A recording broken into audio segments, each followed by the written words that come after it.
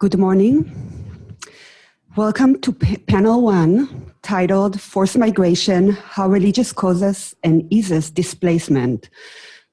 Just a brief announcement, since this is a green conference, you haven't been given pieces of papers, so all the titles of the papers and the bios and so forth, it's all online, and you have the address on the back of the name tag, where you can find the titles.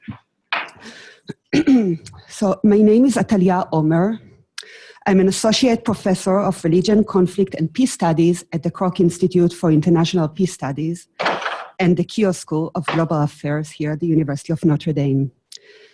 Of course, the title of our session this morning telegraphs a whole host of assumptions about what might be our operative definition of religion, and about the patterns and mechanisms of causality as well.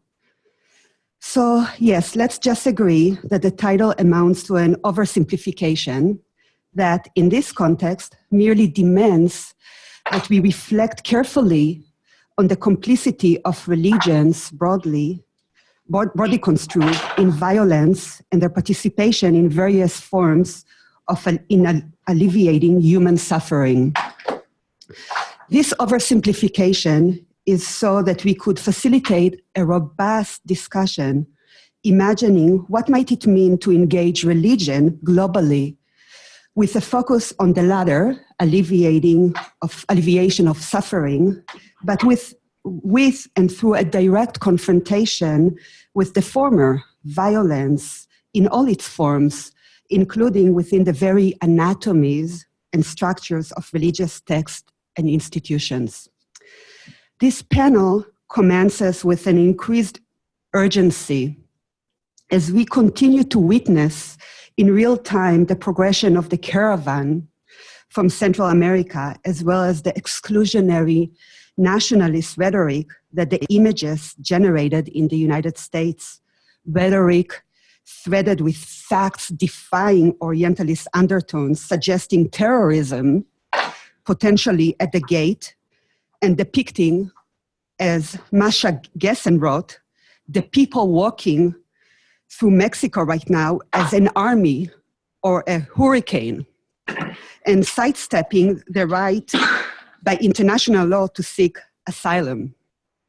Of course, as some of the papers discuss, the waves of refugees and forced migrants and asylum seekers are not hurricanes, but rather the outcome of multiple historical, political, economic, climatic, social, and international causes. And that those countries that lock their gates are also, if not centrally, implicated in generating the displacements and uprootedness to begin with. So the panel commences at a time where children are cruelly separated from parents and put in cages, drowned in turbulent seas, targeted by sexual traffickers in refugee camps, and lacking opportunities for education, health, and sanitation, to name just a few of the horrors associated with predicaments of displacements, refugeehood, and forced migration globally.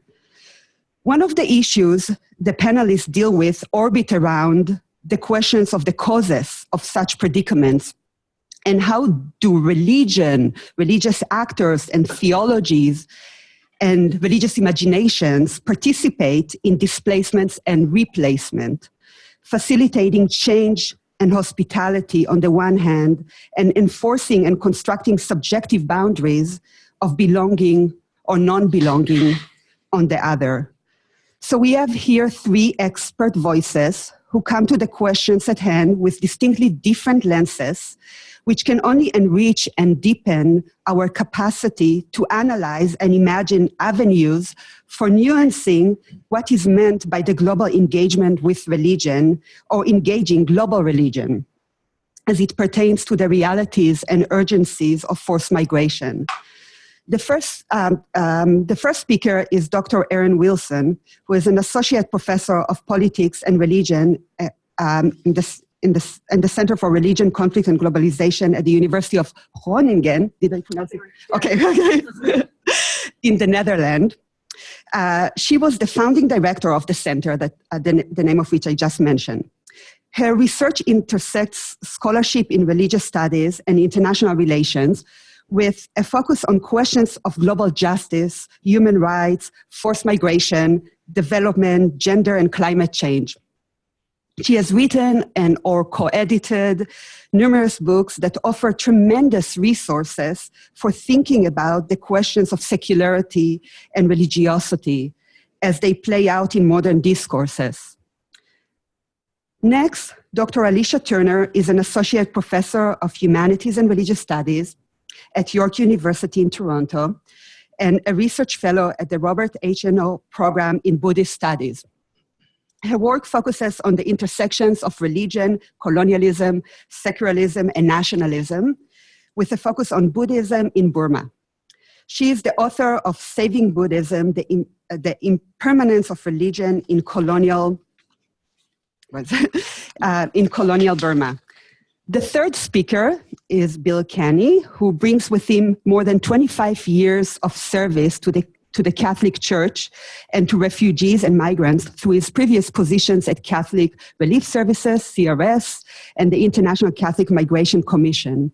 From 2010 to 12, he served as CRS Director of Emergency Operations, leading the emergency department in global prevention, preparedness, protection, and response operations. Now, before we hear from our distinguished panel, I would like to take a moment to acknowledge the past, present, and future elders of the Potawatomi people, the indigenous inhabitants of the land where we gather today. We recognize, as Tom highlighted yesterday in his talk, that we do not enter the conversation on the global engagement with religion from a neutral place, and that engagement in many contexts, including settlers' institutions like the University of Notre Dame and indigenous people, has occurred within an unequal power dynamics that themselves resulted in patterns of dispossession, displacement, and forced migration. Embracing the tension of trauma of the past and linking it to our conversation of the traumatic presences of many, let us be cognizant of the histories of this Potawatomi land where we are and be oriented by the demands for healing, reparation, and restorative justice. Please join me in welcoming our panelists, and we will begin with Alicia. Sorry. All right.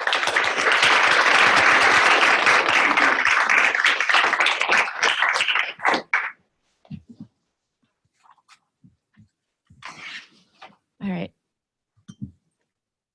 I wanted to thank Tom Tweed for pulling this conference together, and to the Ansari family for founding the Institute and sort of beginning our conversations. I think we've switched around a little bit today because I'm a historian of religions focused on Burma, Myanmar, whichever you prefer, and I'm interested in colonial history. So what I may offer today is a focus on one particular case of forced migration, the Rohingya, but also my comments are probably a little more historical and theoretically oriented rather than contemporary and practical. So I think we'll move from the one to the other, but I hope I have something to offer to the conversation.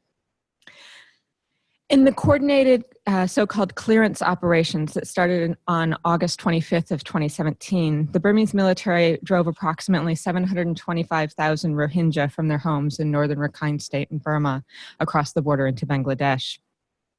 According to the UN fact-finding mission report, the violence included burning of villages and houses, systemic sexual assault, and the deaths of more than 10,000 people. Last month, the Canadian government recognized this as acts of genocide.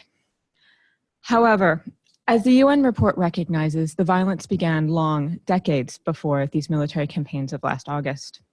The violence was made possible by a decades-long discourse that rendered the Rohingya as less than human. The dominant discourse in Burma refuses to acknowledge that Rohingya exist as a distinct group in any form, and instead refer to Muslims living in northern Rakhine State as, quote, illegal Bengali migrants. And each element is important here. The illegality of the crossing of borders, being a migrant, being outside of the state and citizenship, and a reference to being Indian. Under the government's interpretation, only those groups understood to be living inside the borders of the modern nation state prior to the beginning of British colonialism were deemed to be national subjects and thus given citizenship. Thus, the Rohingya, even though they have long and very good historical claims to being in this place, are deemed inherently migrants and thus stateless. It puts the Rohingya at the crossroads of very important international discourses of the moment, both anti-migrant discourse and anti-Muslim discourse, and both in their international formulations, but also in their particular Burmese incarnations. But from a historical perspective, it appears much more that the borders were built over top of the Rohingya rather than the Rohingya moving across them. And perhaps their violation is that they make the invented nature of borders all too visible. Rakhine as a whole in the 19th century was a place of flowing borders, shifting allegiances, and multiple empires moving across it, both the Mughal Empire and Burmese Empire, and eventually the British. Moreover, Rakhine State and all of Burma were part of British India until the first quarter of the 20th century. The historian Sana Ayar has proposed that we look at the division of India from Burma in terms of calling it the first partition. And the concept of partition here in the South Asian context evokes the horror and depths of violence inherent in the division between India and Pakistan. That is the overnight division of peoples and homes based on imagined lines of nation and religion. I would suggest as well that partition is particularly apt for a group of people that suddenly found themselves living on a border, despite the fact that they'd been in the same place. Prefiguring the fate of many 21st century Rohingya refugees who seek shelter in third-party countries, it seems that this liminal state, putting them on the border, in which their very existence highlights the invented nature of boundaries and the hollowness of claims to national and religious homogeneity, rendered them too dangerous to those invested in the project of building and defending borders. The lesson of history here is that, in broader terms, the violence lays less in the migration or in the responses to migration than in the creation of borders themselves. And I think it's important for us to draw our attention to migrants. That is, migrants, those who ignore the borders of places, the borders between ethnicities, between religions, and who affirm fluidity. As Tom Tweed has famously proposed, such crossing and fluidity are at the heart of religion. It seems that those who cross or disregard borders also are the norm in human history rather than the exception. The modern idea of borders and their enforcement are relatively recent historical projects, but they nevertheless project themselves back into history and make themselves naturalized through the imaginings of nation. But more than this, I would contend, in a context of thinking about how we engage religion, we need to think critically about not just the construction of geographic borders or even the constructions of national identity and citizenship, but to investigate the creation of boundaries around religious identities as well. Often the Rohingya crisis is presented as a Buddhist-Muslim conflict. And this in itself does violence to the complexity of what's going on here.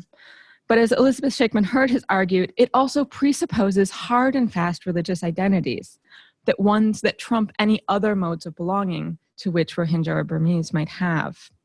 It is an assumption that naturalizes religious division within religious identity, and the idea that religions and religious identities are incommensurable. In Southeast Asia, in the pre-modern period, this is clearly not true. We have multiple evidence, particularly in the port cities of the Bay of Bengal, in the area we're talking about, in which multi-religious communities exist and have particular local rules for their interaction, intermarriage, and interengagement in each other's rituals. And just as scholars can identify the concept of nation and national identity in its evolution in the 18th and 19th century, we understand that the ways in which we understand religious identities is a product itself of the 19th century. While ritual texts, religious practices, all those things we call religion now, institutions, have long been mechanisms for building communities, in the 19th century produced new ideas of what constituted religion and new requirements for religion as an essential characteristic of modern identity. In this moment in the 19th century, we have efforts that actually force religious identity to make people visible to the state. So in South Asia and Southeast Asia, British India, a religious law civil law came to be determined by religion, so Hindu law, Buddhist law, Muslim law. But with the engagement of the state in there, people were required to have a single religious identity. And in the production of these religions, those voices that were most invested in the clearest boundaries between religious communities, those who were interested in the clearest interpretation of caste, clearest interpretation of intermarriage, or issues of conversion, were given the largest voice within this law. And those local rules for interaction, intermingling, fluid engagements of identity were lost within this process. So we can look historically at very specific ways in which the state requires religious identity to become more rigid, which works only to produce these more distinct religious identities that are now seen in conflict. The conceptual boundaries between Buddhist and Muslim and their production was a long and slow process over 150 years. They're carried out in laws, in projects, and specific aspects of the state. They work to naturalize religion as an essential aspect of identity and create these unquestionable divides between groups, ones that are natural to our own thinking now. We refer to Buddhists, to Muslims, to Hindus as distinct groups of people, and yet they are a conceptual division that has been invented. It's important for us to recall, however, that this process is never as totalizing as it set out to be. Many continue to demonstrate indifference towards religious difference in their daily lives, and in fact operate in ways that religious difference doesn't matter to them. Yet the dominant discourses work to render Buddhist and Muslim as fundamental to a person's identity and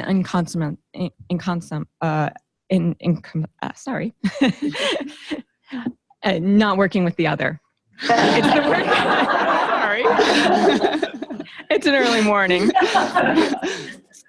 It's the work of this creating a border of identity in which violence finds its ground. And we need to think conceptually about the origins of violence in this way. So I think to respond to the kind of violence we see in the world today, we need to ask not just who is perpetrating the violence on the ground and how they are doing it, but I think we need to ask who, that is, which religious institutions, which state and non-state actors, which international discourses, and which ways of seeing the world are participating in the construction and enforcement of boundaries of identity. We need to pay attention to the historical fluidity of geographical and national borders, but also to the development of exclusivist religious identity. We need to ask, what are the systems that require such borders? What are the mechanisms that make them seem necessary and natural?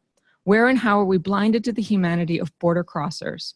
That is, those who are indifferent to religious difference, and those who, with the majorities in human history, operate in terms of fluidity and crossing rather than borders and boundaries. Thank you very much.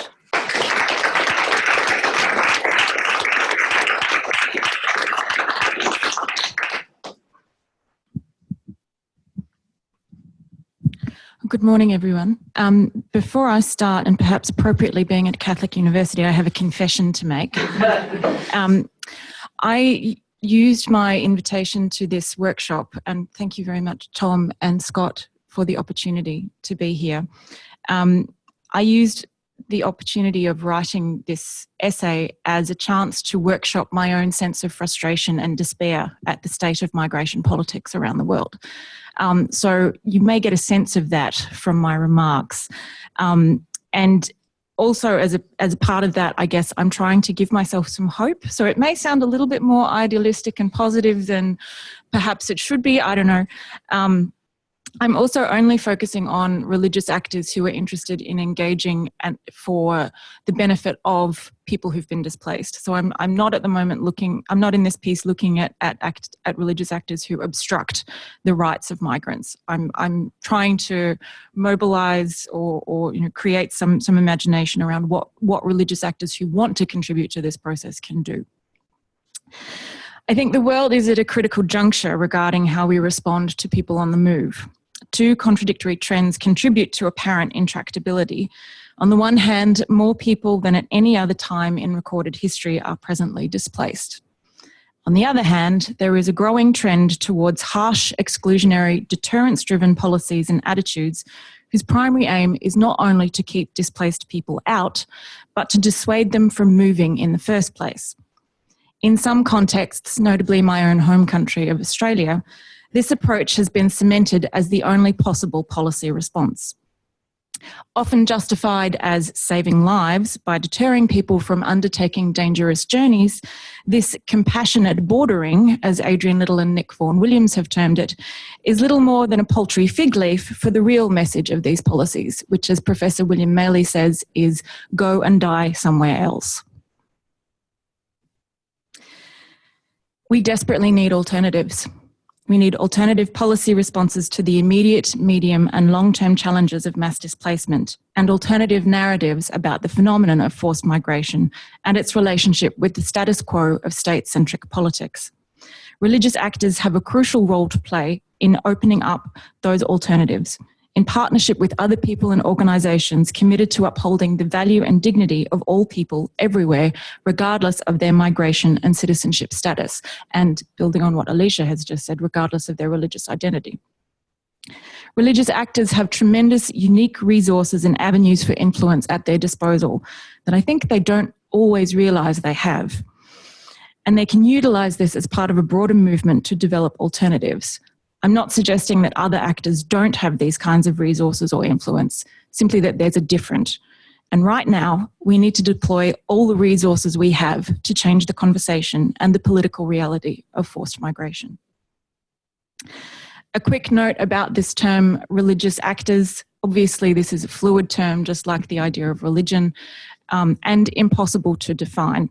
I am quite sceptical about these categories of religious and secular, but they exist in public discourse. We're stuck with them, so we have to make our best, do the best we can with them.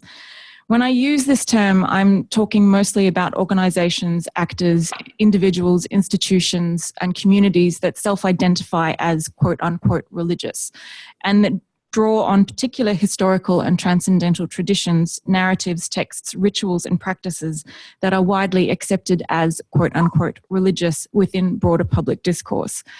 Obviously, this term needs to be understood contextually. Most of what I'm saying is speaking to contexts of Australia, North America, Europe. This term religious actors will have different meanings in each of those places and elsewhere if we consider it. I also want to pick up on the term crisis. We hear this term, quote-unquote, refugee crisis or migration crisis used a lot in media discourse. The term's been critiqued ad infinitum for numerous reasons, and I don't want to rehearse all of those critiques here. I do want to pick up on 2 points about this term, though. The term is often used in the singular, and it glosses over the multiplicity and diversity of challenges that exist around the world connected with the question of forced migration. Arguably, each country, each region, each continent is facing its own form of crisis related directly or indirectly to forced migration, whether it be a question of capacity, of welcome, of politics, of identity, of morality, or all of the above. Secondly, and perhaps most importantly, the term crisis has a temporal finiteness to it. A crisis is something that occurs rapidly, almost unpredictably, is short-lived, resolved, and overcome. Used in the context of forced migration, it suggests that mass displacement is not something that can be foreseen, a view many commentators would dismiss. For example, we all knew the Syrian war was happening and that it would likely produce massive displacement. Yet policymakers and politicians chose to do nothing about it until people presented themselves at the borders. These are not things that are unpredictable. We can foresee this and we can proactively respond. It also suggests that forced migration is a problem that can be addressed and resolved. The reality is, and I think again Alicia's remarks help us to see this, forced migration, rather than being an exception, is a fact of state-based politics. Unless and until we are able to shift the view of forced migration from being a state of exception to being a normal and accepted reality of the state system, there will continue to be quote-unquote refugee crises of varying scales and dimensions. And it's these two points around which that I think require more attention, and where religious actors are doing and have the capacity to do much to shift current policy, but perhaps more importantly, to shift mindsets and narratives to open up space for more effective and longer term responses. There are many ways in which we can dissect the challenges that are lumped under the catch-all phrase of the refugee crisis. I refer to 3 subcategories of immediate short-term, medium-term and long-term challenges, but these could be divided up in other ways. I also suggest that there are essentially 3 types of actions that actors, religious and non-religious alike, working to uphold the rights of displaced people can engage in that cut across all 3 subcategories of challenges. Practical responses through policies and programs, advocacy and campaigning, and then more broadly, changing the narrative and discourse around how we speak about these challenges and about forced migration in general. I'm going to skip over the first 2. I'm happy to come back to those during questions. The only thing to say is I have the first category of immediate, the need for immediate protection. Obviously, these are people fleeing conflict and persecution, fleeing violence. They need immediate safety and protection. But within this category, I also include the people who have been incarcerated on Manus Island and Nauru by the Australian government. If you are not aware of this situation, I would urge you to check. I know there are just emergencies related to forced migration all over the world. There are children 8 years old imprisoned on Nauru Island, on Nauru, who have attempted suicide.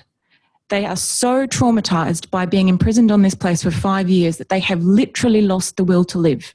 It is an emergency. There is so much public action, and yet the Australian government is not doing anything. And my sense is that many people outside of Australia don't know that this is happening. This is appalling. Sorry, I'm quite passionate about this, so it's a little bit of a tangent, but people need to know that this is happening. So I think these are also emergencies that we need to be talking about in relation to this topic, and emergencies that are not, that states are causing. States can do something about this and they choose not to. They are actually causing this trauma. It's not something that has just happened randomly.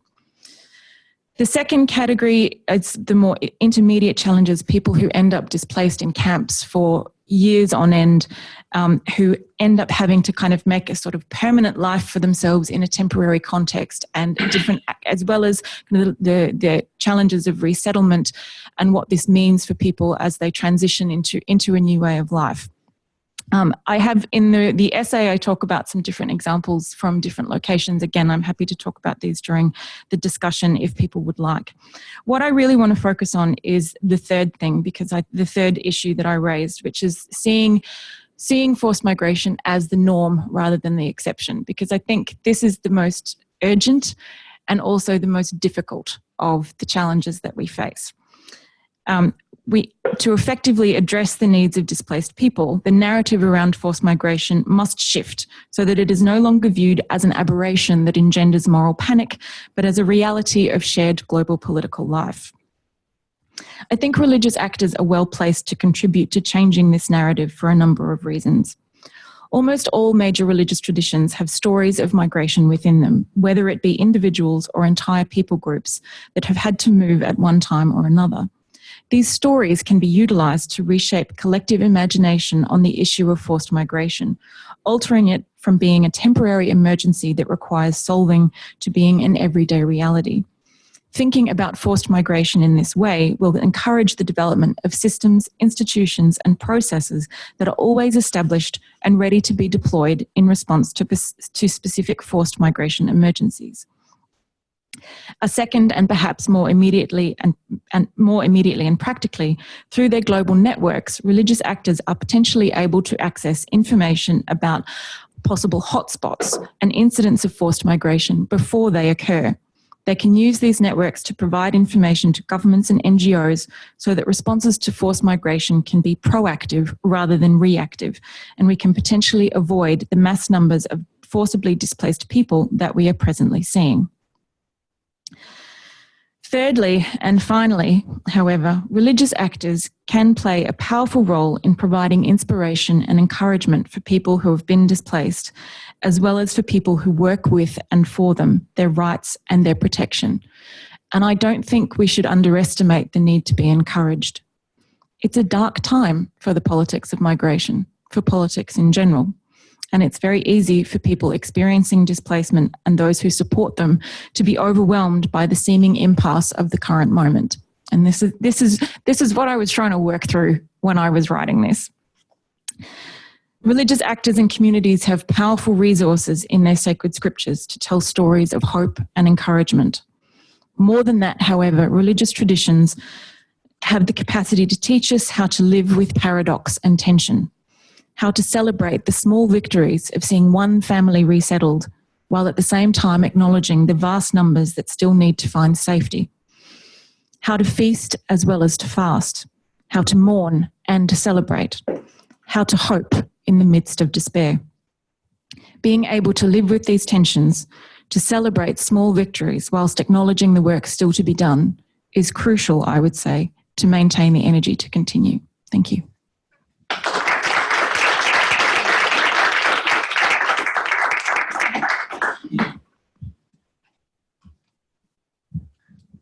Good morning, everyone. You can hear me okay? So it's a pleasure also for me to be here as the director of a practicing organization within the Catholic Conference, and having spent, as I added it up, some 38 years, not 25 unfortunately, but many more as a practitioner in the field of relief and development, and for many years in the area of forced migration. I'm very happy to have looked at and perused some of the institutes that are now under the Keough School of Public Affairs, and I did find that they join actually the aspirations and the goals of many of the organizations I've worked with very closely, and we currently actually collaborate with the iLab, and it's really important for organizations such as ours to have the support and partnership and backing of research institutions, of institutions that want to bring evidence to our work. Historically, we don't have time, we don't have resources, and frankly, we don't sometimes see the import as we're involved in our daily work. So I'm very happy to be here, and with our current collaboration and future collaborations. Integrated human development, again, I saw as the sort of focus of the Keough School, and it was in 1984 as a young practitioner in West Africa, working in a village and encountering a Jesuit French priest, and explained to him Catholic Relief Services' approach to socioeconomic development and how we were letting other people take care of the spiritual development of the people we were working with. And he clearly pointed out that we were at fault, that our approach was looking at a fractured person and not a whole person.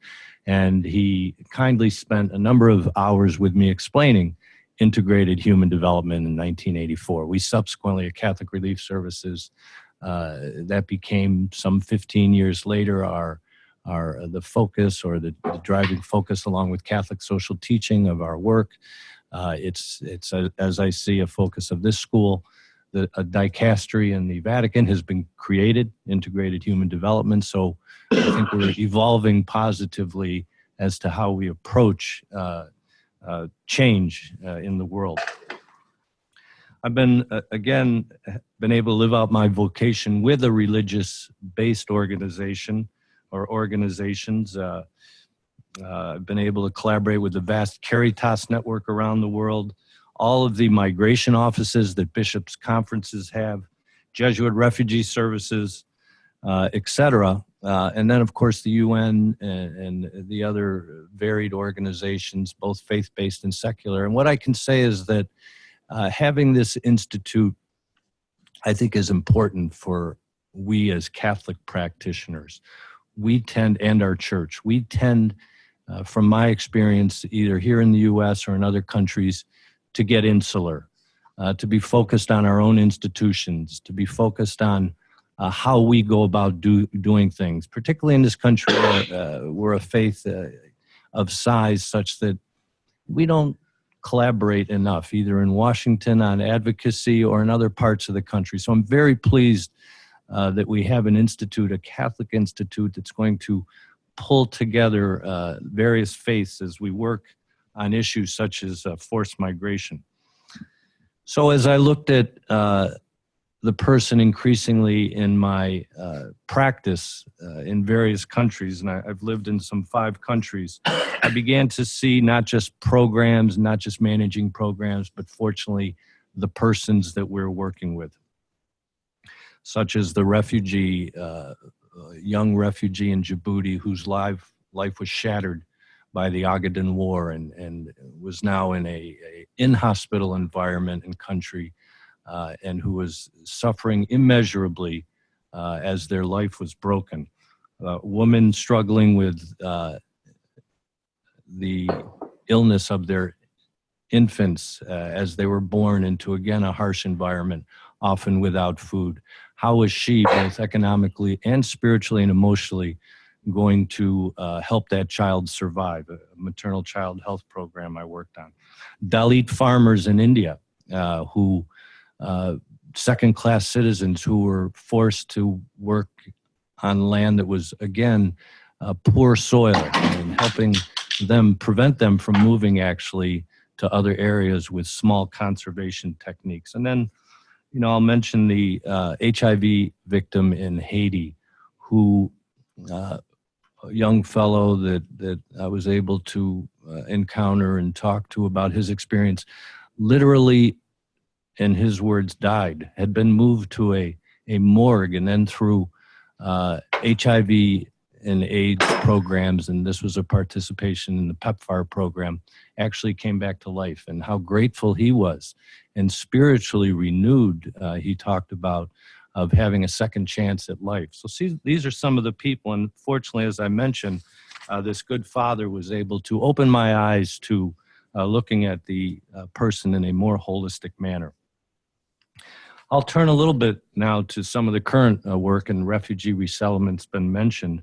The Catholic Church in the country after World War II set up a vast network to resettle refugees. Our focus initially, as the focus was of the Protestants and Lutherans, was on Catholics coming over to our country from Europe who had been, displaced and were on, if you will, this side of the Iron Curtain. The 100 dioceses set up resettlement offices, and at that time, all you had to do was guarantee a job and a house for a refugee or family, and the government brought them over on ships. And that's how the current resettlement program in this country started. Again, the Catholics were helping Catholics, the Lutherans, the Protestants.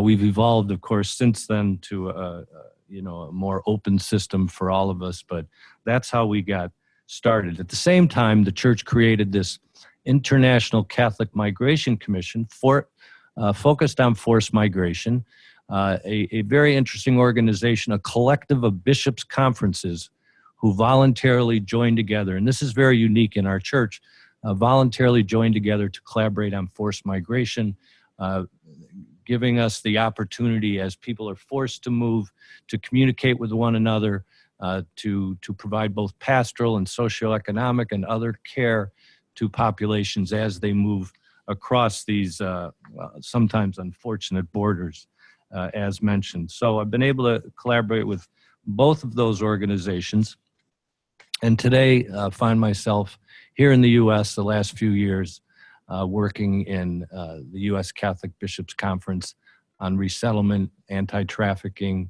children's services, and then developing the policy for the bishops vis-a-vis what is happening in the United States and at times around the world. I can say the last year and a half has been hell, trying to guide the bishops on how to react to the new political environment and the rhetoric and the fear-mongering that's going on in this country, and we can talk about this a little bit more. But every day I wake up with others in my office trying to figure out how we can react to this particular situation and administration. As you know, we have a very restrictionist movement by the administration in the country. The refugee resettlement program has been cut from 100,000 on an average of 90,000 a year to now 30,000 refugees. The 9 agencies that resettle refugees are waiting to hear which ones will be eliminated. Certainly our own is at risk. And we're concerned, of course, that the resettlement system is being dismantled by this administration. Other acts, as you know, the Muslim ban, temporary protected status for Haitians, Salvadorans, and others has been rescinded. You know about DACA. The administration is trying to restrict the time that a child can spend in detention through an agreement called the Flores Agreement. We're talking about, as you know, the wall, just today sending the military to the border, closing the border, and a variety of other actually small administrative ways, including most recently what's called the public charge, to restrict immigration to our country and to overturn a 50-year program of the reunification of families in the United States. And so it's a very obviously serious situation. Fortunately, we have Pope Francis, who has provided a refreshing in his pontificate attitude toward refugees and migrants. He's insistent almost on a daily basis. And it's become a counter, actually, to both the American and European developed attitudes now toward restrictionist immigration. So we see some hope in Pope Francis and what he is advising us to do, which is to protect migrants, to promote their interests, to welcome them, and to integrate them.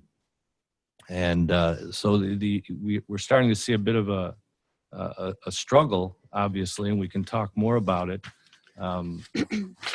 in the world between two philosophies, restrictionist and expansion, or open to the interplay of different peoples in the crossing of borders, certainly with more ease and as we would promote more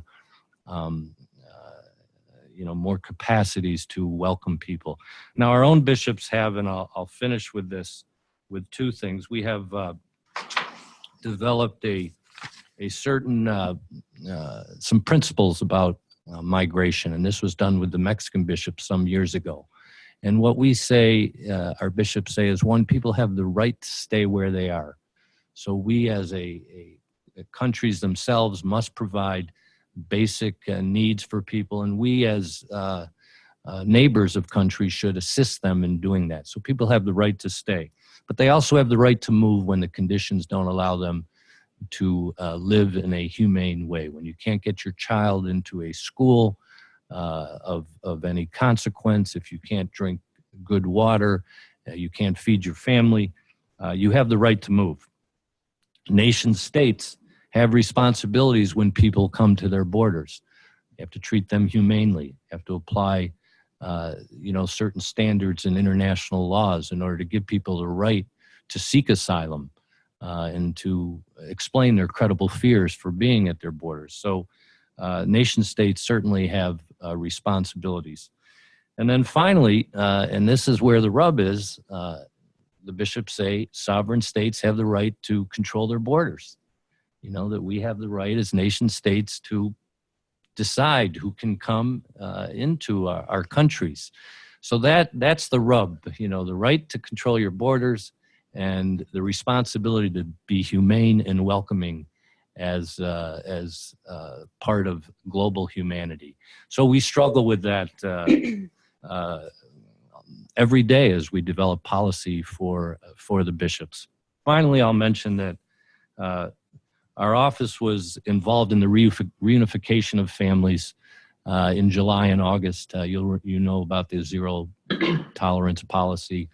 Well, the bishops went down to the border and did sort of a pastoral visit to a number of the centers down there. They visited the sort of Walmart Southwest Keys Center where young men were being kept. We visited the border center where people are put in cages, if you will. We saw the cages, etc., and conducted a pastoral visit. The bishops were impressed, actually, with the Border Patrol staff and agents who actually work with families and individuals as they come. They were supportive of them, had long discussions with them about their work. Many are conflicted with what they're doing. But shortly after that visit, the government decided that they could no longer keep these families separated. They called us and the Lutherans, and we put in a program that once the child and parent was separated, they were transported to reception centers in El Paso and McAllen, Texas, and up in Albuquerque. And we spent 2 or 3 days with them, stabilizing them a bit. The children were very traumatized. And then the institutions helped them with transport to where they were going in the United States. And we set up a program for 3 months to follow this particular group of families, some 900 eventually that we are working with. The Lutherans ended up with about 200 families in 75 dioceses across the country, helping them to get to their check-ins, understanding their responsibilities, helping them with health care, helping them settle into the country as we've done with refugees for a number of decades. That program is doing well. We wish we could do it with every family that was coming into the country under these conditions, but there just isn't enough money and support to do it. I'm happy to report that as far as religious and faith collaboration goes, we got support from the Church of Jesus Christ of Latter-day Saints, commonly known as the Mormons, and also Islamic Relief USA gave us a generous contribution to conduct this particular program. We do have a report that's available with that. Thank you. Thank you.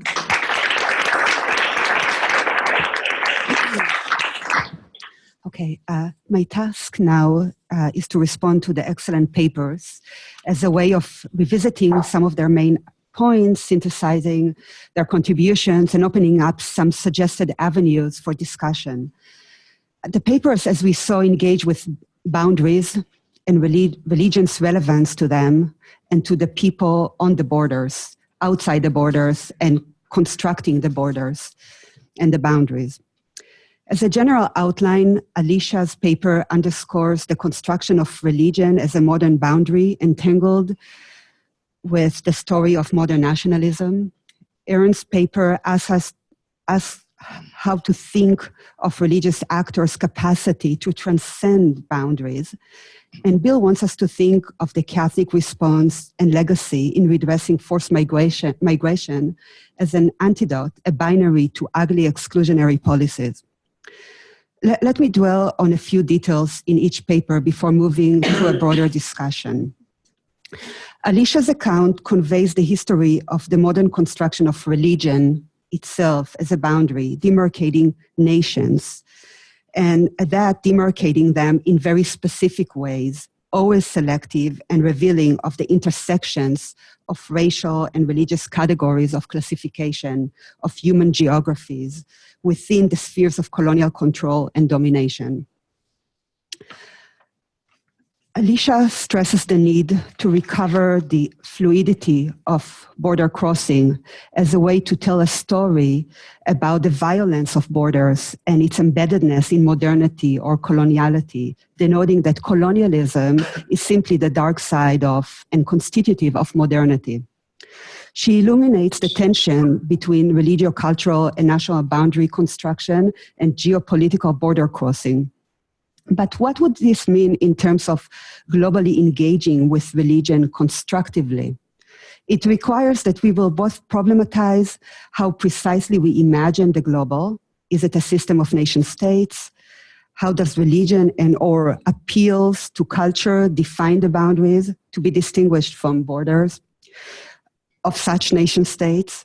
How might tracing the politics of knowledge relate both to analyzing the emergence of normatively problematic conceptions of community defined through exclusionary appeals to religion as the source of solidarity, and to prophetic and disruptive religiosity that facilitates rescripting communal narratives and reimagining boundaries.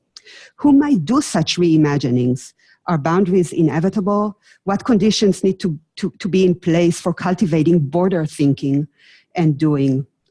Scholar of decoloniality, Walter Mignolo, writes about border thinking that it created the conditions to link border epistemology, referring to the kind of knowledge one embodies from outside normative spaces defined through boundary construction, with immigrant consciousness, what he calls immigrant consciousness.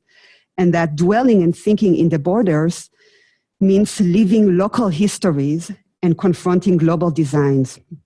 How specifically can we think of religion constructively in the liminality that delinks it from empire, but at the same time connects multiple communities in their struggles and marginality?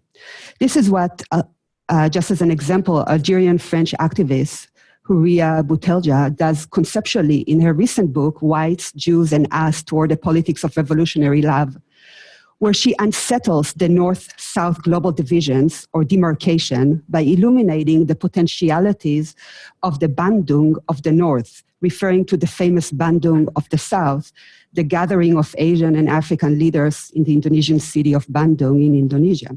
Well, in Indonesia. The first meeting of leaders from the Global South in 1955, just 6 short years before the publication of Fanon, Wretched of the Earth. Fast forward to the contemporary moment, Boutelja talks about the many Souths in the plural within the global North. And so the Bandung of the North marked in a gathering just past May as an intentional effort to facilitate resources for co-resistance across multiple experiences and struggles for social justice. Let me quote a brief statement from the Declaration of the Bandung of the North. The communities of color in the global North present a diversity of historical experiences, indigenous genocide and land theft, transatlantic enslavement, and other forms of forced migration, current migration due to colonial wars, and increased poverty and inequalities. In return, they have diversified social movements and offer their own narratives about their oppression and exploitation. End of quote.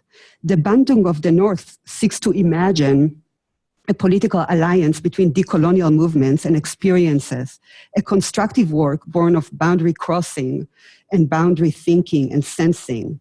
So with this in mind, Alicia, you spoke about the violence of borders and the relevance of the modernist construction of religion as boundary. Where do constructive possibilities for rethinking and reimagining solidarities reside, in your view? To what degree the internal pluralities of religious traditions as embodied and embedded in diverse contexts might illuminate pathways for border thinking?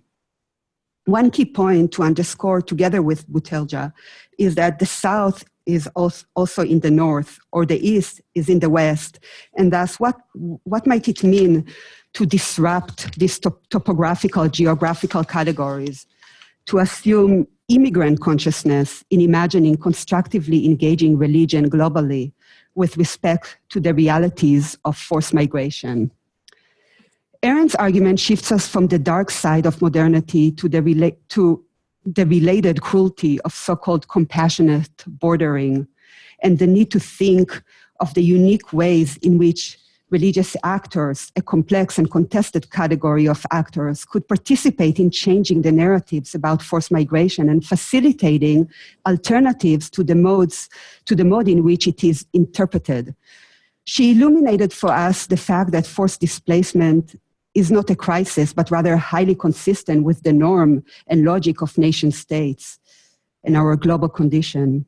This is a point of conceptual continuity with Alicia's exposition of the construction of boundaries as constitutive of both an epistemological violence, the creation of the very category of religion in its exclusionary contours, and geopolitical violence, colonization, displacement, genocides, and nation construction and reproduction. She likewise underscores the conventional good narratives about religious actors' constructive interventions as possessors of access to hope and love, as first responders on the ground, and as wielding operationalized moral authority as well as capacitated with resources to redress spiritual and religious needs of refugees and displaced persons and facilitate processes of resettlement.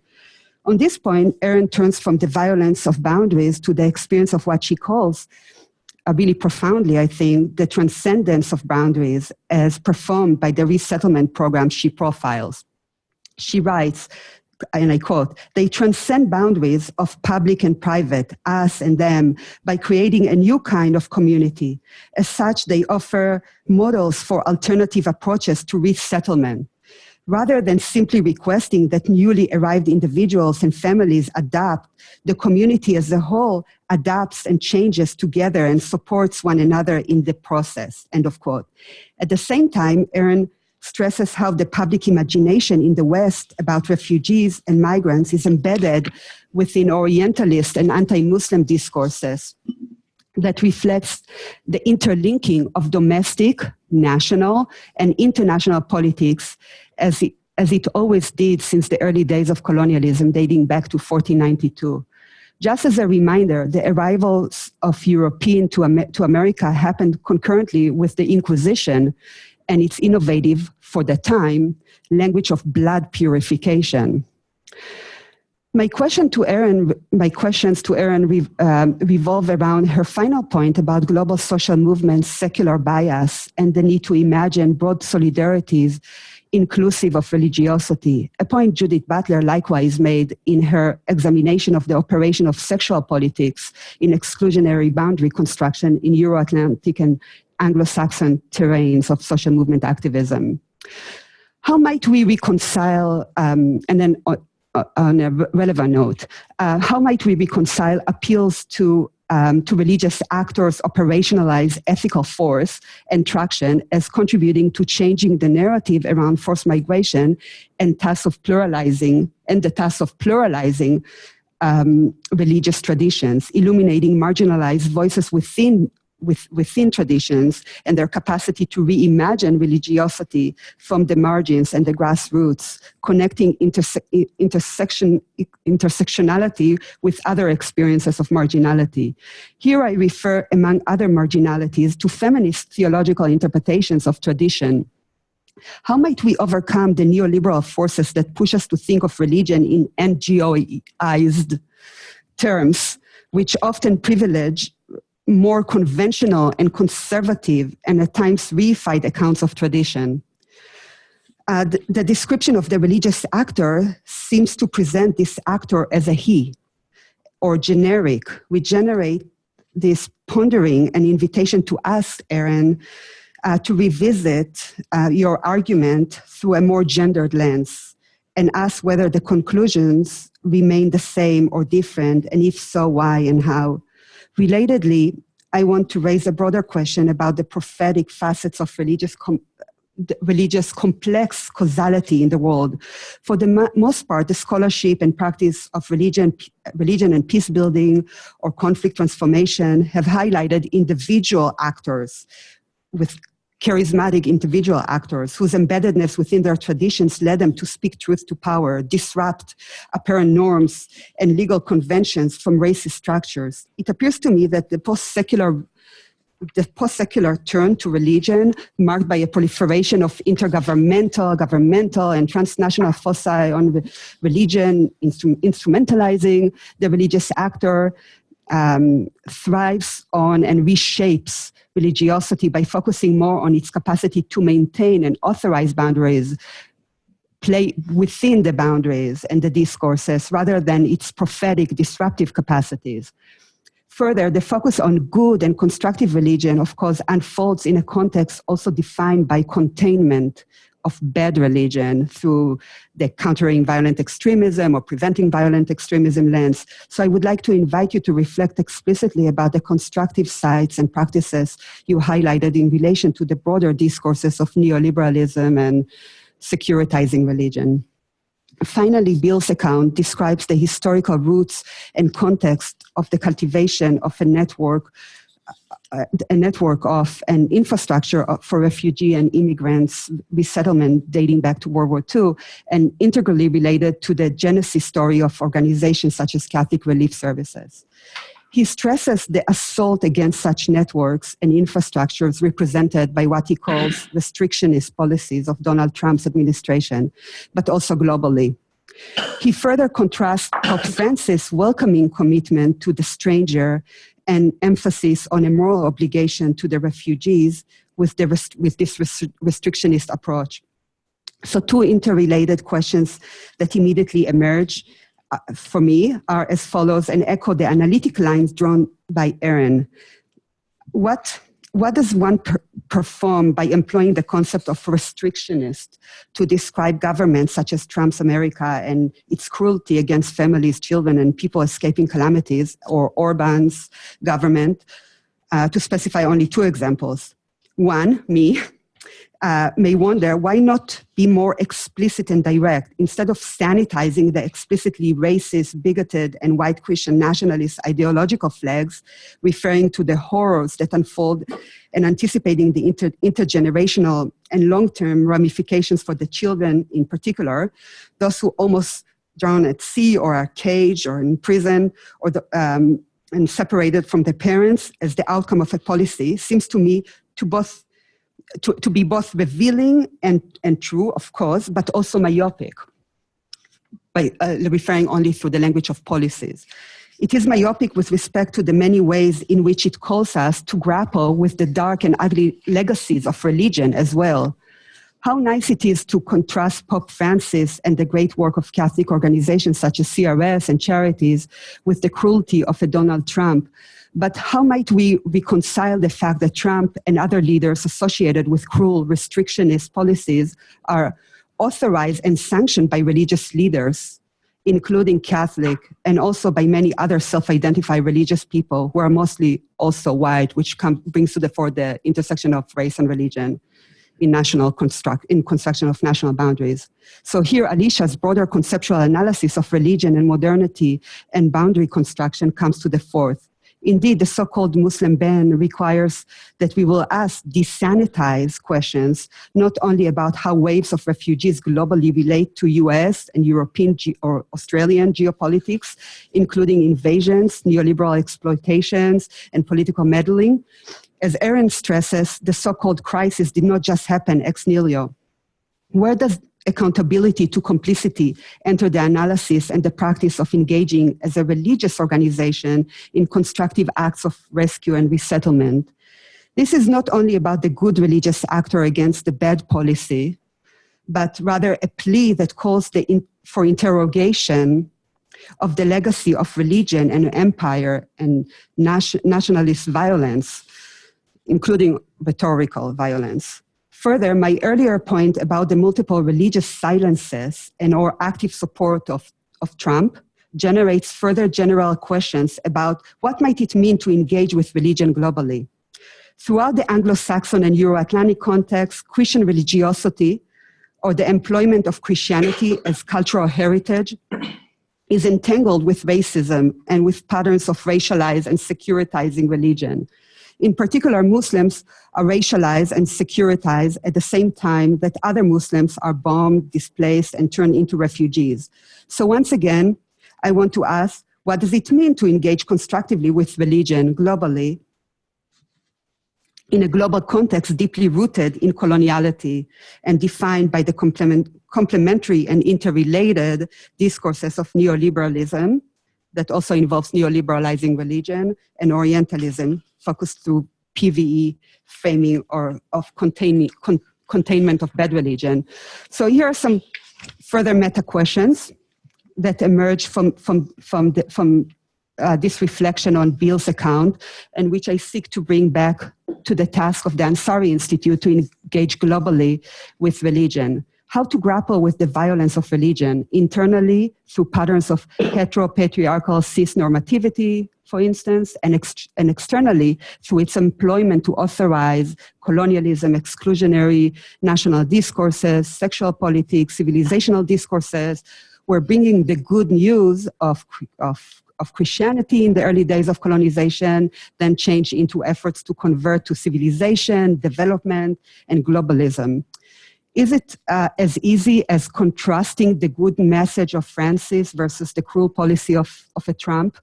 If not, what is missing, and how might we imagine ways of cultivating a robust and complex mode of engaging religion globally with the intention always to reduce human suffering? Further, Alicia's discussion of nationalist discourse and its employment of authenticity, the language of authenticity, typical of exclusionary nationalist discourses, is not unlike the discourses of white nationalists in Euro-America, and point to the connections, Du Bois, Foucault, Arendt, Agamben would all agree, between separation, segregation, exclusion, and liquidation, elimination of people.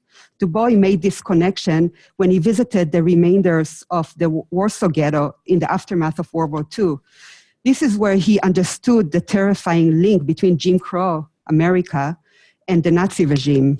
This connection brings to the fore, once again, the need to desanitize the language of policies to depict the cruelty at the borders and reflect carefully on their anatomy and locality within exclusionary national discourses that also, by the way, attack minorities of all sorts and marginalized communities, including women and LGBTQI persons.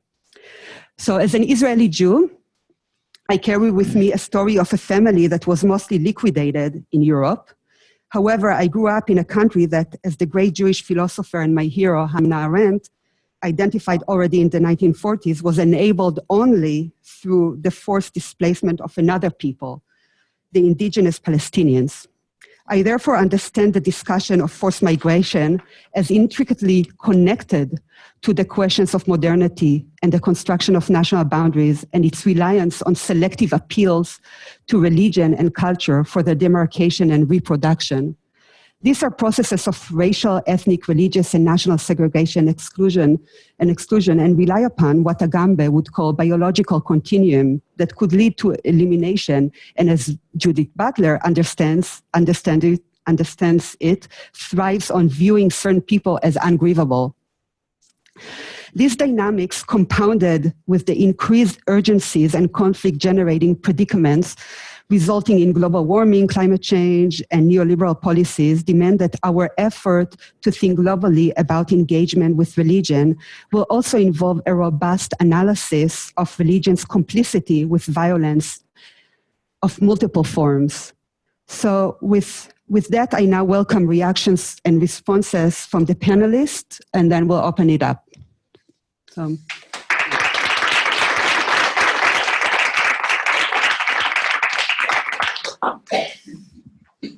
So whoever wants to jump in. Start in the order. No, I'll be happy to. It doesn't. Whoever wants to. Yeah, I'll be happy to perhaps. And I did hear you say that these are questions that you would like the Ansari Institute to pursue, and you developed many good questions.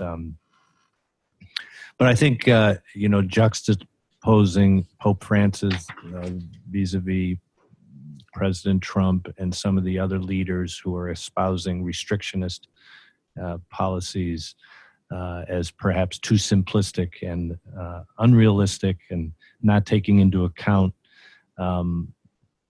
Christian and other leaders that are at various times supporting policies of this administration or other governments is a very good question. Certainly, we have seen in our country, groups of evangelical leaders supporting Christian evangelical leaders, supporting Trump very overtly. The Catholic bishops have not joined in that. Religions such as our own. There are other aspects of this administration that are attractive to the Catholic Church. Certainly stances on, for example, abortion that are different from the last administration.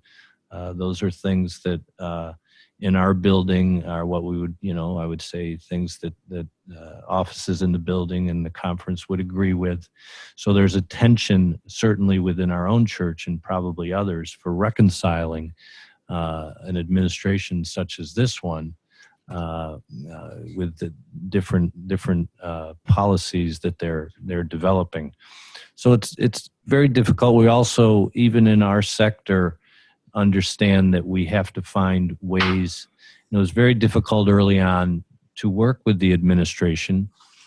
Leadership appointments were not there. So keeping lines of communication open, working with this administration has been an extreme challenge. We just had a meeting with the head of ICE 2 days ago, myself and a colleague, talking about the waves of families coming in, and you know, they were asking how we could be further helpful. There are many organizations that wouldn't be in the room with the director of ICE, you know, just wouldn't go. So it's a bit of a dance. You know, we try to adhere here to our principles. What I can say in all honesty is that I've never been in a discussion in the Bishops' Conference where it was ever asked from our committee or our bishops who are focused on immigration and refugees, or my office, to compromise in any way something that we had to say about the administration. So I've never heard any pressure to not say something, and the bishops have been pretty aggressive vis-a-vis the administration because we had other concerns. So, you know, I can say that positively, but how we deal with such an administration in a variety of matters is extremely difficult and at times very disconcerting.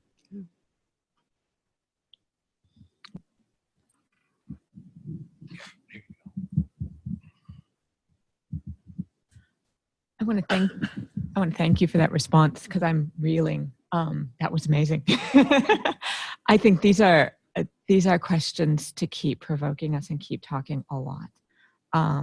Yeah, and I'm thinking in a million directions. So if I don't offer clarity, maybe that's good. I think we need less clarity and more problem. I mean, I'm grappling with those questions. Exactly. The discussion of the Bandung Conference and the Bandung of the North is an amazing, in part because in the context of Southeast Asia, this of course points out a moment of a non-aligned moment, a moment of an attempt at solidarity of what would then later be called the Global South, that if you look at the participants of that conference today and the ways in which the states, or those who have inherited those states, are producing violence is just devastating. And I think, but where you go from this, and I didn't know of the Bandung of the North, but I find it so provocative in many ways. You're asking to think about rethinking solidarities and internal pluralities. I think you're exactly right that these kinds of solidarities are where the conversations can happen around religious identities and non-religious identities. But also it's where devastating moments happen. As the genocide was unfolding in Burma, many people here know Burma because you may have supported Aung San Suu Kyi as a great hero of democracy. Many people had great hopes for a very long time. Those of us who know the country better know the internal ethnic conflicts, but the ways in which the ethnic minority movements had worked in solidarity to help bring to democracy or beginnings of a form of democracy. And one of the most devastating problems of the response to genocide was the alignment of those who had opposed the military for generation, really, for decades, their whole life. People who had lived in refugee camps themselves aligned themselves with the military and justified the violence in the immediate aftermath of last year. And so these internal solidarities become problematic. Lots of those organizations have come and changed their positions, but those who you thought were your allies can be so motivated by a discourse of hatred that you become blindsided. And I think we need to be really cautious about that, and about being really honest with our friends at all times, you know, about asking where our discourse is coming from. And when we see solidarities, we need to be honest with our friends and say, this is not acceptable. And so those internal pluralities, you know, in multiple places become problematic in of themselves. I think, you know, if you want to, I don't know, one of the things to say within this is I actually really wanted to thank you for offering a land acknowledgement at the beginning. that's not always done, and I think it's really important, because you brought up Butler and viewing some people as ungrievable. And maybe one of the things we do is that we begin to grieve the ungrievable. We begin to say these are losses, and they're losses to all of us.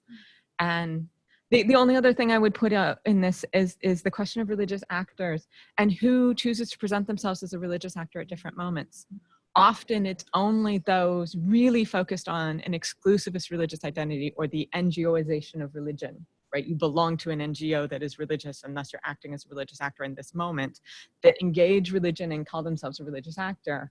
And that's problematic, because those people who are acting out of religious perspectives or at other moments, but in opposition to that, don't claim religion. And thus they don't have the authority, and also they don't engage in the resources that religious discourses offer.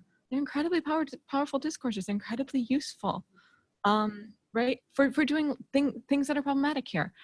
The nation naturalizes itself through a discourse to the universal. Religions are better at that, quite frankly. They're good about talking about the universal, about narratives of history, about what solidarity should be.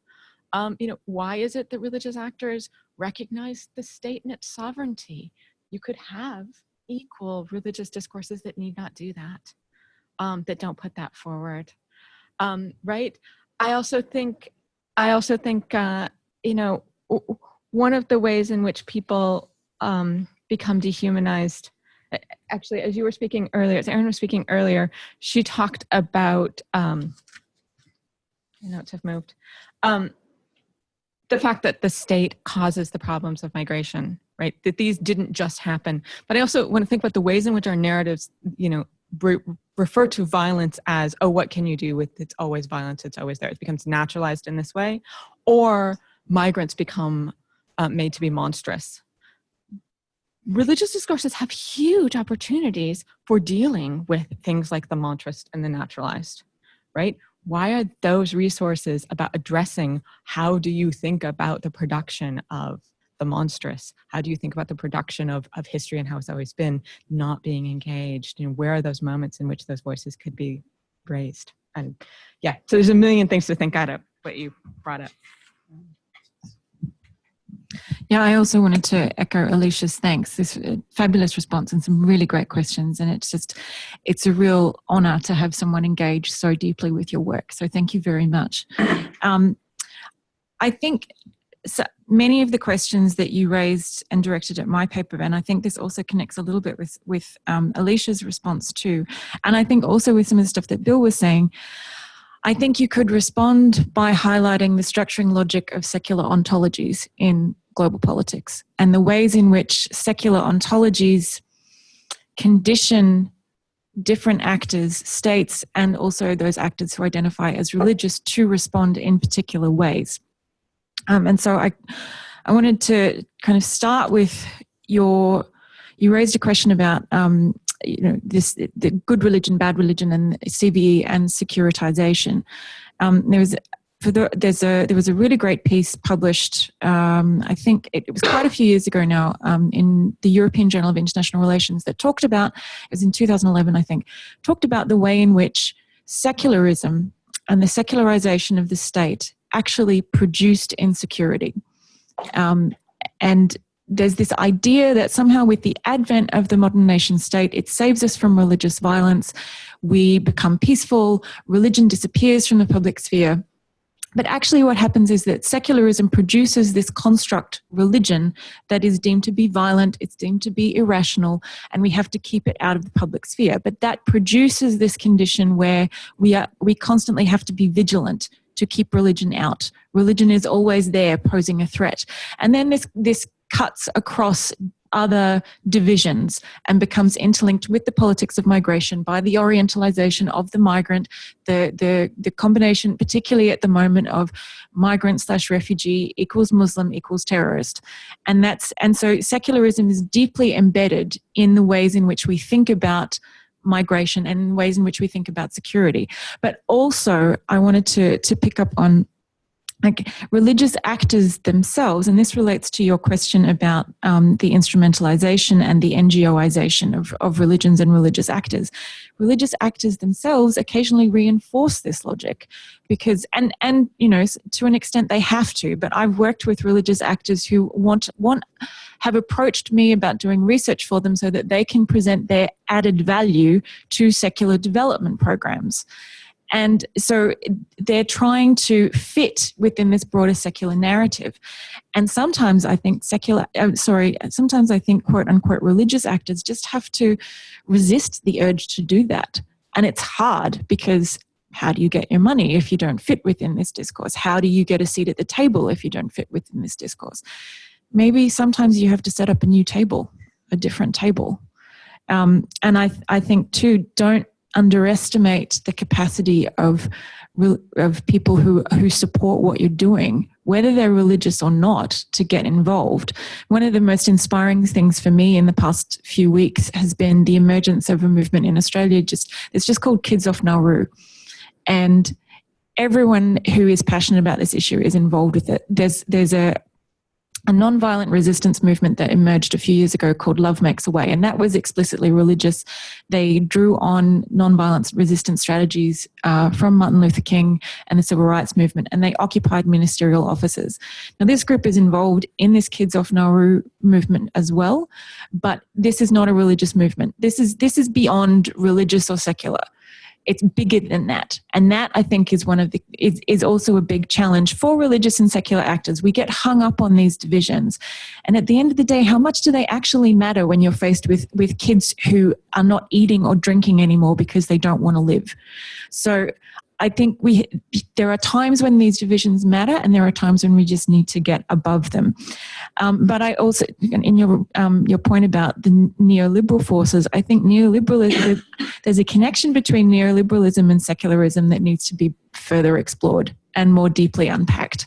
And I think that is also this kind of marriage of these two ideologies is about the production of a narrative about migrants. So they have to be productive when they enter a country. They have to justify why we were so generous as to let you into our country in the first place. And again, the advocates of accepting more refugees, accepting more migrants sometimes play into this logic because they will run campaigns that show how this refugee doctor from Iraq is now one of the greatest brain surgeons in Australia. What happens to the refugees who are not productive? What happens to people who can't contribute when they come back? Are their lives not as valuable? And so I think there is this definite kind of crossover with these logics here. Your point about what happens if I reflect on this through a gendered lens, very good point. But I don't know that it does change the analysis all that much, because there was a story behind. I have this line in the essay where I talk about religious actors having more power than they realize in these contexts. And there's actually a story that prompted me to say that, and it's about a nun in Australia who runs an organisation called the Brigidine Asylum Seeker Resource Centre. And she told me this story about going to visit young men who were kept in detention centres in Australia. And she turned up one day, and she just wears, a jumper. She doesn't wear a habit or kind of make it obvious through the way she dresses that she's a nun. So she turns up and she wants to visit one of these young men, and the guard at the desk won't let her in. And so then she drops the sister. I'm Sister Bridget Arthur, and he lets her in. So she's using her femininity in a way. She's also using her covert, if you like, religious identity and pulling it out at the correct moment. I think sometimes what a gendered lens would do is allow me to bring out more of those kinds of stories. And I also think there are different ways in which women and men could mobilize that religious identity and in order to promote the rights of migrants and refugees. And I think it happens at multiple different levels. But again, I want to go back to the point about secularism. Secularism has its own kind of gender trouble. Secularism is not immune from patriarchal problems. Absolutely, we need to talk about the problems of patriarchy and gendered violence within religion. But I think what we need to do is actually talk about patriarchy, period.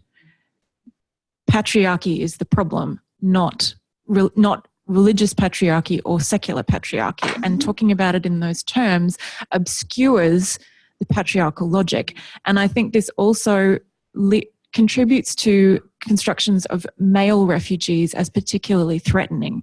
There is a particular kind of idea of the masculine that is connected to the secular in a way that makes male refugees more threatening, and that means that a lot of the time, or agencies that are working with refugees and migrants will use images of the quote-unquote woman and child refugee to try and get people to be more supportive of what they're doing. Whereas again, all of these people matter. They're all human beings who are trying to seek safety. And maybe just how do we grapple with the violence of religion, which was one of the more general points you raised. I would just echo something that Tom said last night, which was that we need to acknowledge it and we need to apologize for it. We need to invoke that religious language. We need to repent of it, and we need to actually change the way that we do things. And I think that there's a lot of different actors that need to do that. There are states that need to do that, religious actors, secular actors, NGOs, intergovernmental institutions. But we can start with an example. We can start by apologizing for what has happened, acknowledging it, and then moving on from there. But it has to be done in a way that honors the people who have been traumatized by this. They have to be the ones who set the terms of the apology and who say when it's okay to move on and how we move on. We have about half an hour for Q&A. Mahan? Yes, thank you so much. This was fantastic, all the presentations and your response, Professor Omer. I'm really glad that you responded to this panel and not to my panel, which is... something I heard is that it's the nation state that is producing some of the problems we're witnessing, is as the cause. And I wonder if any of you want to speak to what's next. Is it nation state with better governance and strong civil societies or good organizations like Professor Wilson mentioned? Is it maybe something going back to traditional societies that didn't seem to have these problems that I thought Professor Turner suggested? Or something new, like a global government that restricts the sovereignties of states and erode these boundaries from an external authority? How do you see the world moving forward? Okay, What's ideal? Okay, so let's take a couple more questions and then respond. Paul. Again, thanks for those great papers and for Atalia's response. My question would be, how do you create credibility for yourselves as scholars, accepting Mr. Canny? As scholars, with the erosion of trust in the academy in so many of our countries, not least the United States, as a source for wisdom on these issues. Increasingly and in a partisan way, scholars are distrusted as sources of insight into. Yes, in the back. Yeah. I just need to add something to that question that I was going to ask as well, and that is also religion and the study of religion tends to be looked down upon within this sort of global academic sort of studies, who think about, take on sometimes a very sort of secular kind of ontology. And they may talk about values and morality and ethics and migration, but they never want to invoke religion because of this sort of bad rap, right? That it has in the sort of more conservative circles, or because it's been associated with violence or a number of different things. And I was wondering a way in which you could also rethink about how to bring religion into the production of this sort of more progressive, discourses within a larger academic circle, not only within a religious study. Yeah. All right. You want to begin responding? Sure. The question of the nation state, great question. And I think we should also acknowledge, the nation state does a lot of good. in providing for refugees, but it's for particular refugees that they deem acceptable. And so I think we need to acknowledge that good work, but then also respond to it and also challenge the ways in which they demarcate that as well. And just to go back to something I was saying earlier, I think religious actors need to be careful the extent to which they actually let the nation state off the hook in some of the services that they provide. In terms of what's next, I mean, any one of the things that you highlighted could be what's next. I think as an initial step, we need a more robust civil society to kind of to make these challenges and to change this narrative that I was hinting at. I think that's the first thing. I don't know about if we could end up with some kind of global government arrangement. That's a very long way off, though, and at present I don't see that as being possible given the state of national politics and state-based politics. What I think we do need to encourage is recognition of international law, which is often acknowledged more in the breach than in the honouring of it. But we also need to encourage wider interpretations of international law. Some people ask, why don't we change the definition of a refugee? Because it's quite narrow and it's based on... You try and change that convention and there will not be a refugee convention. States will not sign a new refugee convention in the current situation. So we stick with what we have, we hold people accountable to it, and we do our best to encourage a more generous interpretation of what it means to be a person on the move. And then we see where we end up and we take it from there. That would be my... how do you create credibility for yourselves as scholars on these issues? Thanks for the really easy question in the first panel. It's a tough one. I mean, one of the things that we've been working on in the Netherlands with a group of scholars is trying to work on, one of the things we realized is that critical thinking doesn't really get taught until you get to university. And often then it's in liberal arts programs, and not everyone does liberal arts programs. So one of the things we've been trying to do is to develop how do you teach critical thinking to 10-year-olds? So how do you encourage an inquisitive mind and a questioning mind and respect for how do you interrogate your sources? How do you find out what is a good source and what isn't? Without infuriating parents. Yeah. Yeah, without infuriating parents. But I also think in Australia, I'm going to speak about my experience in Australia and in Europe. In Europe, my experience moving to Europe was that in Australia, I had really tried to engage with people in government and people in NGOs, and there was just this assumption that because I was an academic, I didn't have anything that was relevant to say. I was in an ivory tower. Everything that I would talk about would be too theoretical. It wouldn't be of any practical use. The difference in the European context is just staggering. People want to hear my opinions. People want me to sit at the table and offer reflections because they themselves don't have time to do it. I mean, that's a cultural difference as opposed to any kind of short-term fix. But I think one way that scholars can assist their own credibility is to actually engage in issues that matter to people and that are in the news and that are relevant. And I think, too, we have to do that in a way that takes people's fears seriously. Even the people that we disagree with and who, in our own private thoughts, we might think are ignorant or bigoted or whatever, they have real fears.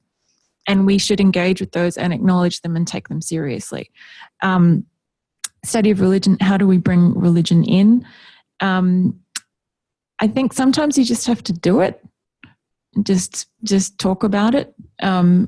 And run the risk that people are going to perhaps look down on you or ridicule what you have to say, but engage with that potential for ridicule. I think sometimes that's a strategy that I do, that religion is irrational or, religion, whatever. But there are certain beliefs that we have about the nation state, for example, that are just as irrational in many respects. And so if you can point out those kinds of inconsistencies, I think that that's a start. So. Yeah, I would just, on where we're headed, I thought regionalization was where we were headed. You know, the European Union, Mexico, the U.S. and Canada, kind of some natural region there. Certainly parts of Africa, Southern Africa, and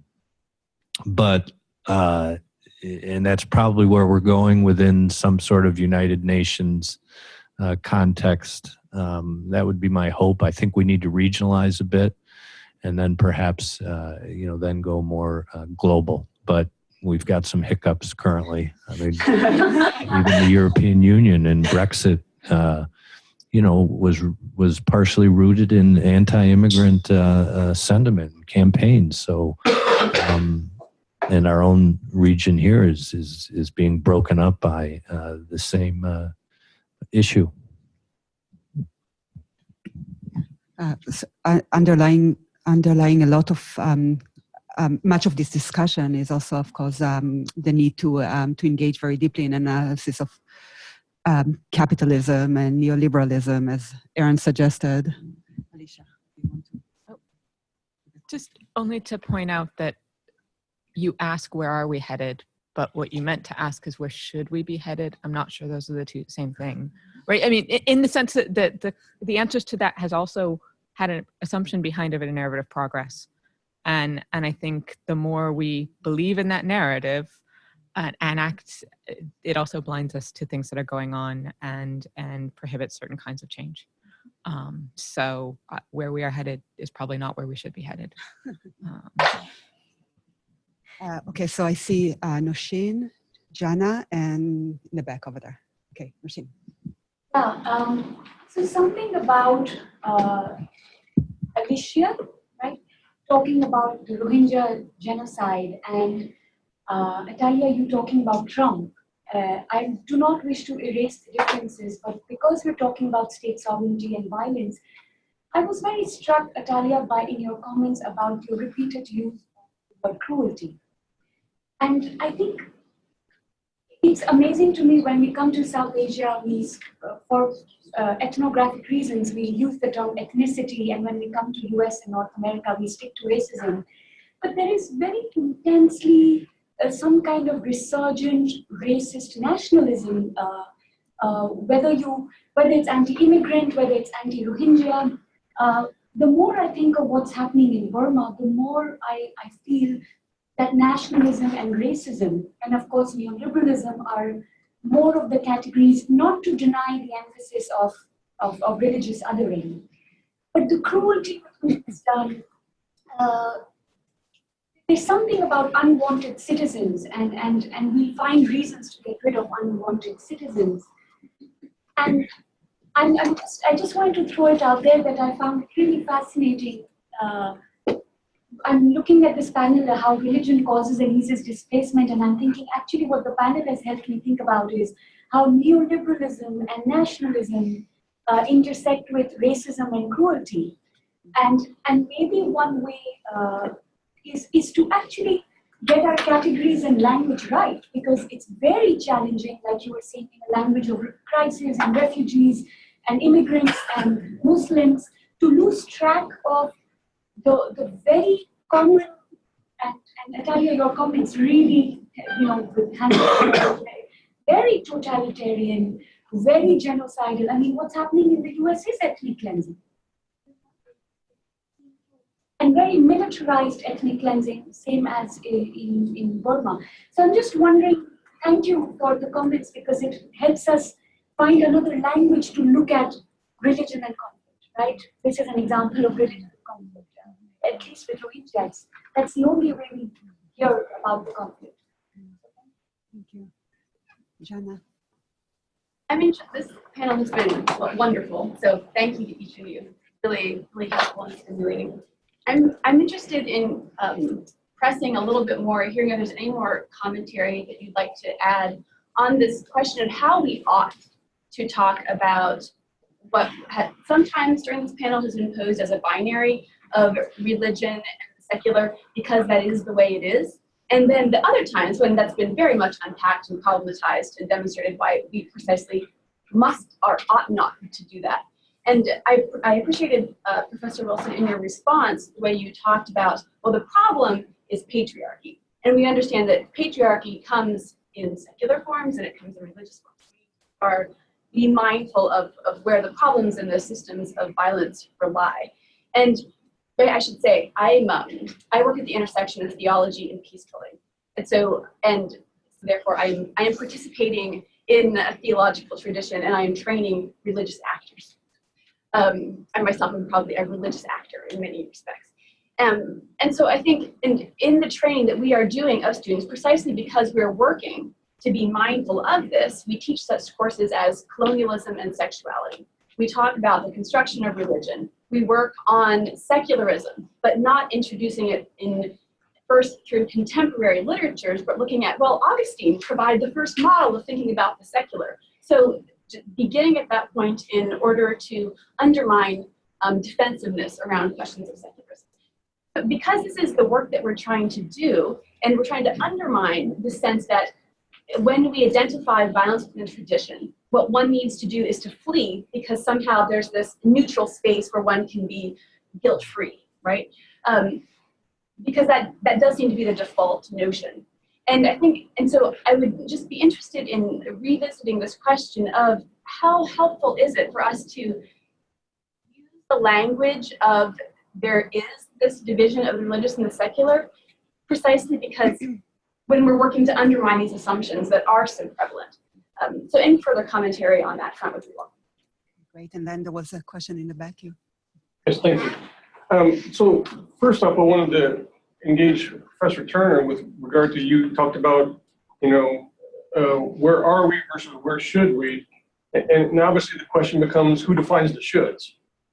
And then the other issue is, because we talk about religion as though it's a monolithic force for good, clearly there's significant division amongst religions. So amongst the panel then, how do we honor uniqueness without becoming patronizing and find the goodness?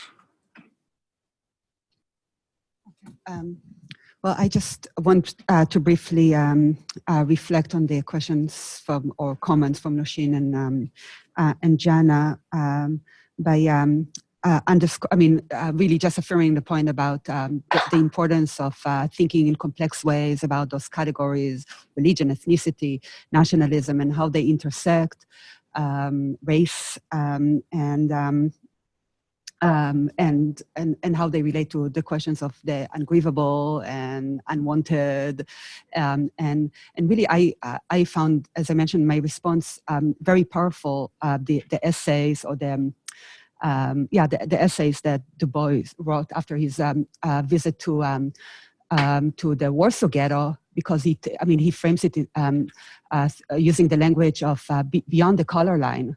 So as someone who's struggled his entire life in analyzing and fighting against from a place of African American identity in Jim Crow America, he had this realization when he saw the destruction. There were no Jews there. The relationship between, here's the language of biopolitics and all this, between the ghettoization and segregation of one community and the elimination of another community. And there are profound relations. They are not the same, but there are profound relations, and they tell a story about modernity. And in some respects, it relates, from my perspective, to, Jana talked about many things, but the point about kind of the, again, those categories of the secular and the religious, really to stress the importance of always thinking about the secular as not empty of religion. It's filled with religion.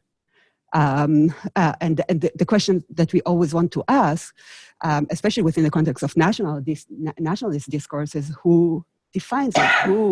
Whose religion? Where is the power? who is doing the imagination of this imagined community, and this is where the constructive aspect comes to mind in terms of engaging with religious actors and religions and resources, and the internal pluralities of traditions is, can we reimagine it? Can we imagine it in different ways, from the margins, and so forth? So I'll shut up now. Just your last question, I'm not sure I have a good answer, you know.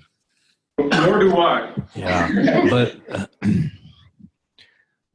yesterday it came up a couple of times, just as far as religions go, listening to each other and understanding. We don't do enough of that. That's why I think this institute is so important.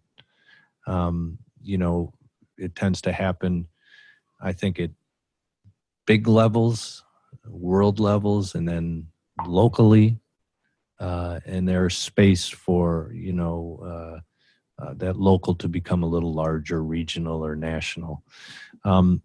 So I think that's you know, one step forward. Otherwise, you know, not clear how we get beyond patronizing at times and thinking that, you know, either one religion or the Christian faith has solutions that are much different from the Hindu or the Muslim faith.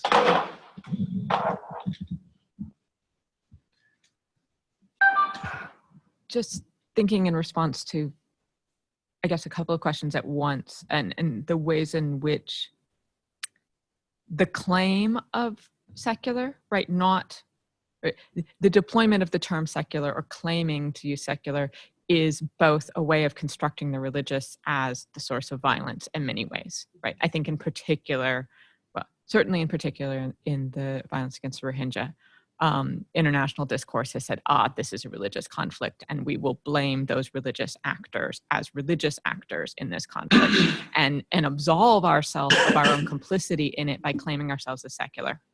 And I think that needs to be pointed out. And I think the ways in which we get past acting as if religious and secular are natural constructs or politically useful is to point out the politics of the use of those terms in those moments, and to be very clear when people are doing it.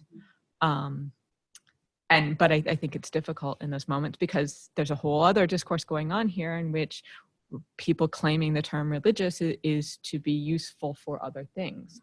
So we use them strategically when we, right, at important moments. I think we can recognize the power of engaging those discourses, even if we can look at the politics of them at the same time. But I think, you know, in particular, I think you're right that there is an international discourse of racism. I mean, I think your category, I think the problems of the categories is the way they translate between South and Southeast Asia and the US. But it's interesting to me talking to friends and scholars who work on Burma about how you talk to people in Burma about Rohingya as a migration crisis, or how you talk about Rohingya. And then where do you make your analogies? Right? If you're teaching in North America, do you make an analogy to the crisis at the border in North America, or the border of the US and the southern US? If you make that analogy, to whom is that evocative, and in what ways is it evocative? Where do you pull apart religion within that? Where do you pull apart race within that? And construct very different ways in which religion and race are constructed in those two places. I think sometimes those analogies are helpful, but sometimes they're actually more illuminating of the problems of the politics of those categories that went into when you get there. I'll be quick because I know I'm standing between you and coffee. So I think the question about how ought we to talk about the binary of religious and secular, I'm not going to answer that because in part I don't want to be the person who's saying how you ought to talk about something. But I think it kind of related to what Alicia was saying, it depends on what you're talking about. And I also think related to Nosheen's question, perhaps sometimes we shouldn't talk about them because it's actually about something else. And it's important to point that out. But I think what we can do is say, okay, these categories are problematic. but they exist. And assumptions, this is Assad's argument, assumptions about them exist, and that's what we need to interrogate and articulate. And I also think we need to get away from the idea of neutrality. Neutrality does not exist. There's no such thing as objectivity. And people who claim that the secular is neutral are kidding themselves and trying to kid everybody else. The question about how do we honor uniqueness without becoming patronizing, I've been reading a lot of literature on the ontological turn from cultural anthropology, and I found that really helpful, because what that talks about is acknowledging not only that different views of the world that exist, but actually that different worlds exist, and you take those worlds seriously on their own terms. But it's not cultural relativism, because you don't just say, oh, well, that's what you believe and this is what I believe, because that doesn't do justice to either perspective. It's not actually engaging with it. What we have to do is engage with it and understand it on its own terms, and then say, well, I disagree with you because this is how my world works. And then through that discussion, you try and find the bridge between the two worlds. And I think exactly the need for conversation and seeing the human in one another is, I think, fundamentally what this panel has been about in a lot of respects, to see everyone as a human being worthy of dignity, whether they're a migrant, whether they're a quote unquote racist or right-wing ideologue or a liberal or whatever. They are a human being who have value and dignity. And I think it's a perfect point in which we can conclude the panel.